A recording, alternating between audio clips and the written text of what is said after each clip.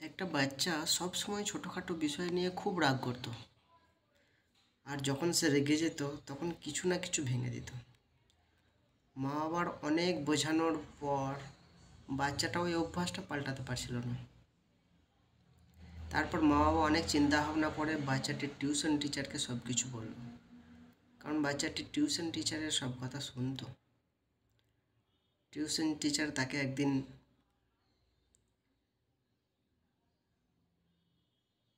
ডেকে বলল যে, তোমার কি আমার মতো রাগ হয়?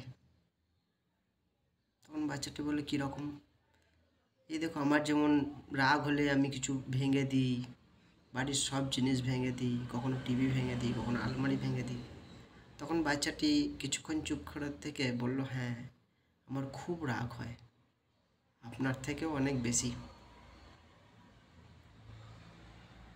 তখন পরের দিন টিচার বলল, তাহলে তোমাকে পরীক্ষা করব, কে বেশি রাগী, যে আমাদের মধ্যে কে বেশি রাগী তোমাকে পরীক্ষা করব।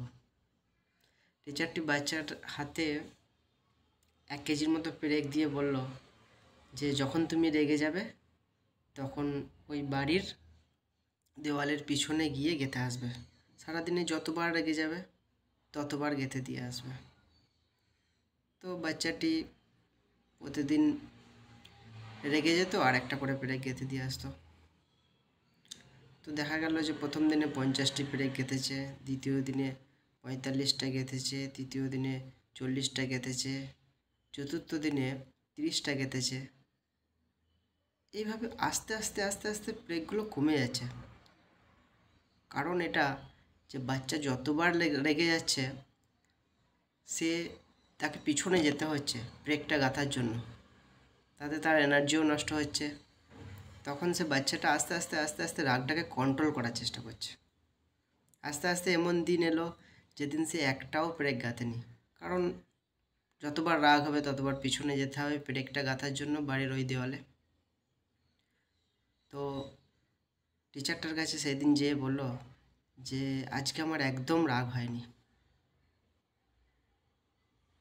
তখন টিচারটা বলল যে, এরপর থেকে যেদিন যেদিন তোমার রাগ হবে না তুমি সেই ব্রেকগুলোকে তুলে নেবে আস্তে আস্তে। তো আস্তে আস্তে আস্তে আস্তে বাচ্চাটি ব্রেকগুলো তুলতে থাকলো। তোলার পরে একদিন যেদিন পুরো ব্রেকগুলো তোলা হয়ে গেল তখন বাচ্চাটি টিচারটিকে বলল যে সব ব্রেক তোলা হয়ে গেছে। তখন বাচ্চাটি আর টিচার ওই বাড়ির পিছনে গেল। যাওয়ার পরে বললো, এখানে কি কিছু দেখতে পাচ্ছ? তখন বাচ্চাটি বলল, না, কিছু দেখতে পাচ্ছি না। তখন টিচারটি বলল যে, ভালো করে দেখো। তখন বাচ্চাটি ভালো করে দেখলো যে যেখানে পেরেক গেঁথেছিল সেখানে ছোট ছোট ছিদ্র হয়ে গেছে।